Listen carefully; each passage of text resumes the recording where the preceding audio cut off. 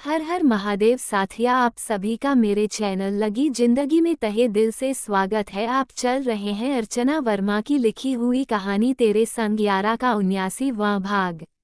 सुबह सुप्रिया जी की नींद खुली तो अभिनव जी कमरे में नहीं थे। वैसे तो यह उनका रोज का रूटीन था। अभिनव जी जल्दी ही उठकर अपने कामों में लग जाते थे और सुप्रिया जी कुछ देर से उठती थी, इसलिए सुप्रिया जी ने नोटिस नहीं किया। वो तैयार होकर नीचे आए और अपने कामों में आकर लग गई तो उन्होंने नोटिस किया कि बहुत सारे लोग आ रहे हैं। इन सब चीजों को देखते हुए जब वह अपने कमरे में आई तो अभिनव जी जाने के लिए तैयार खड़े थे।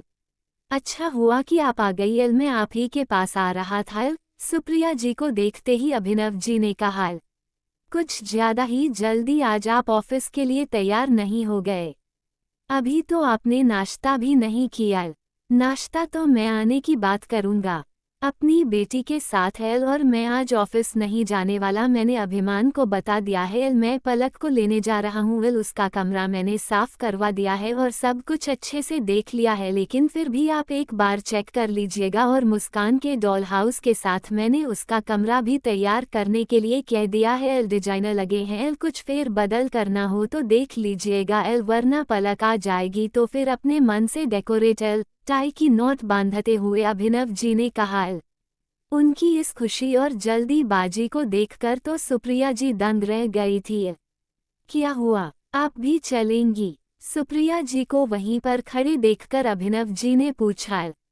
नहीं, आप जाइए, मैं यहाँ रहकर यह सारी तैयारियां देखती हूँ। हाँ, आप भला क्यों चलेंगी मेरे साथ? कहीं आपको घर में ना देखकर आपका बेटा दरवाजे से लौट गया तो उसके स्वागत की भी तो आपको तैयारी करनी होगी। अभिनव जी ने अपनी मुस्कुराहट दबाते हुए कहा। सुप्रिया जी ने मुंह बनाते हुए अफसोस में सर हिलाया। जो जी मैं सोच लीजिए, इंडियन गवर्नमेंट ने सोचने पर ना ही कोई टैक्स लगाया है और ना ही कोई बैन। भारत आज़ाद है, सब अपने सोचने समझने के लिए आज़ाद है। सुप्रिया जी अभिनव जी को कोट पहनने में मदद करते हुए बोली। सही कहा आपने, भारत आज़ाद है। अभिनव जी भी अपना कोट ठीक करते हुए मुस्कुराए। पर वास्तविकता ये थी कि सुप्रिया जी इन दोनों बाप बेटी के बीच में पड़ना नहीं चाहती थी। वरना फिर सारा इल्जाम उन्हीं के ऊपर आ जाता कि उनके कारण पलक नहीं आए, इसलिए इस मैटर से दूर ही रहना चाहती थी। तो फिर कुछ कहना है क्या आपको?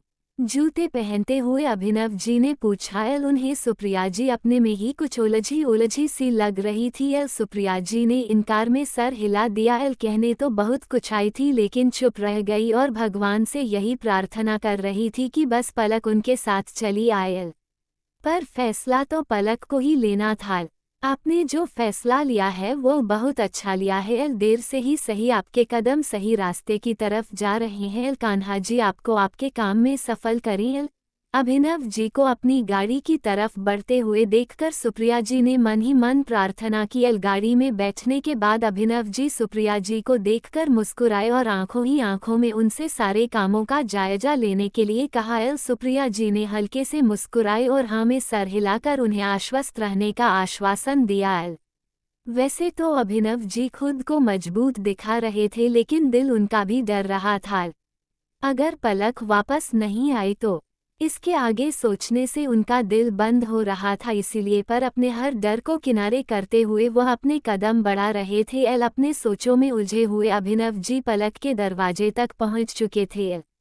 गलती करने का एहसास से दिल पर इतना भारी था कि अभी अपनी बेटी को अपने आंखों के सामने देखकर अपनी सफाई में कुछ बोलने की हिम्मत ही नहीं हो रही थी। जबकि दिमाग ने सारे रास्ते हजार दलीलें उन्हें उनके पक्ष में अपनी सफाई प्रस्तुत करने के लिए सुझाई थी। पर सारे दलीलों को दिल ने एक लाइन में ये कहकर मानने से इनकार कर दिया था कि मान लिया कि पलक गलत है। पलक से जाने अनजाने में गलती हो गई थी। गलती नहीं गुनाह हो गया था। पर फिर भी पलक ने चाहे कितनी भी बड़ी गलती की क्यों ना हो, आप तो उसके पापा थे ना।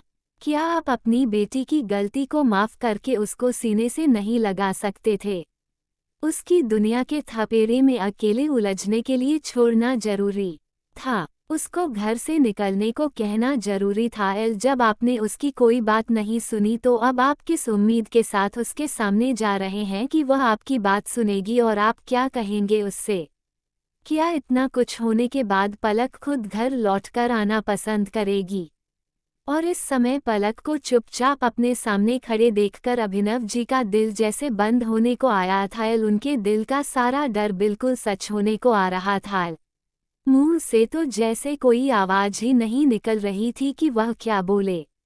दिल कह रहा था कि एक कदम आगे बढ़कर अपनी बेटी को अपने सीने से लगा ले, तो फिर पता नहीं कैसी झिझक सामने आ रही थी कि बढ़े हुए कदम भी रुक जा रहे थे। जबकि पलक तो बिल्कुल ट्रांस की कैफियत में थी, कुछ भी बोला और सुना नहीं जा रहा था।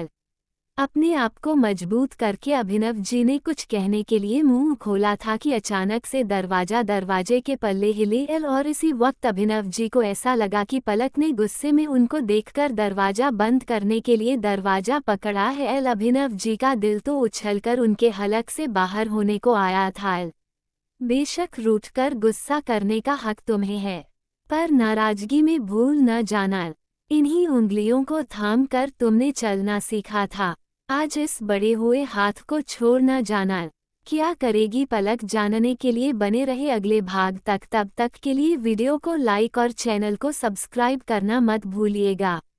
खुश रहिए, स्वस्थ रहिए, मस्त रहिए और यही YouTube पर मिलते रहिए। मिलते हैं अगले भाग के साथ। हर हर महादेव।